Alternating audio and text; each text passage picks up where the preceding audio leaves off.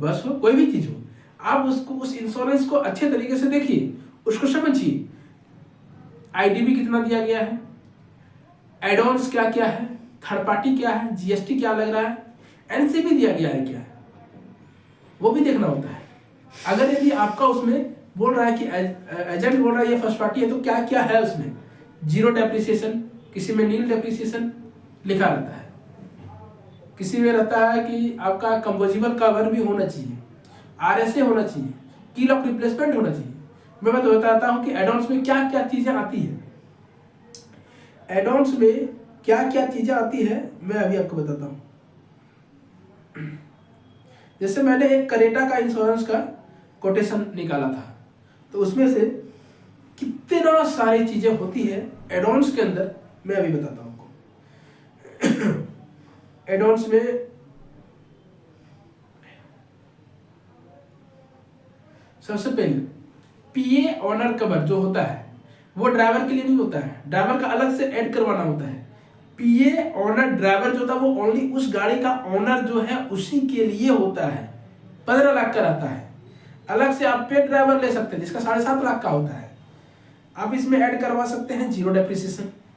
Engine protection, यदि गाड़ी आपका 3 साल या उससे ज्यादा हो गया तो इंजन ऐड करवा लीजिए, कल दिन जाके इंजन में कहीं कुछ इशू होता है तो वो भी आपको क्लेम मिलेगा।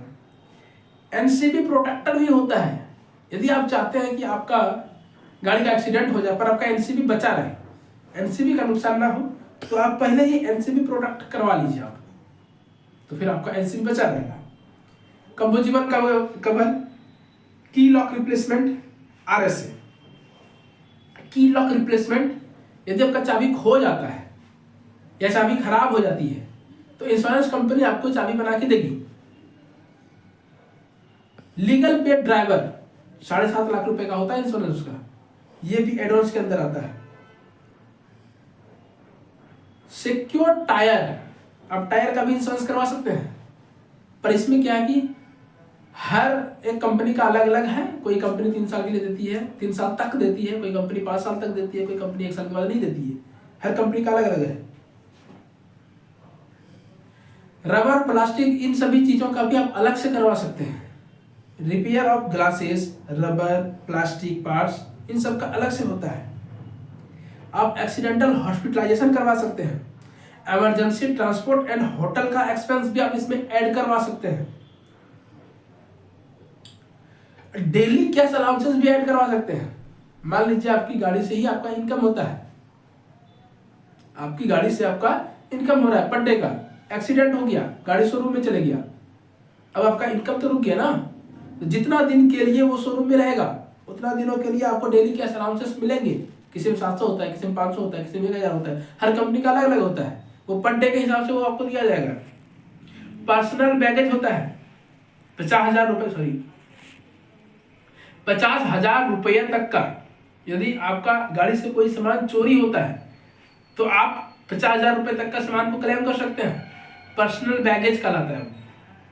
अलग अलग है, यदि आप 1 लाख का कराते हैं तो ज्यादा पड़ेगा, 50,000 का कराते हैं तो वो जो 25 का भी होता है, सबका अलग अलग होता है, तो आप अपने हिसाब से वो भी करवा सकते हैं। यदि ड्राइविंग के दौरान कोई चीज का छोटा सा भी खो जाता है और आप चाहते नहीं वो हमको इंश्योरेंस से मिले पर एनसीबी बचा रहता है, एनसीबी प्रोटेक्टर करने के साथ साथ आप एक्सीडेंटल हॉस्पिटलाइजेशन भी ऐड करवाइए, स्क्रैचेस ऐड करवाइए, ये सारी चीजें होती है। इस तरह से करके देखें तो कम से कम मतलब 25-30 एडवांस होता है, जिसमें से मुख्य माना जाए जो कि एक हो गया आपका पीए ऑनर ड्राइवर 15 लाख का, zero depreciation, composable cover, RSA, engine protect, key lock replacement, legal paid driver, accidental hospitalisation, ये सारी चीजें कम से कम करवा लेना चाहिए। आईडीबी प्रयास करके मैक्सिमम रखिए।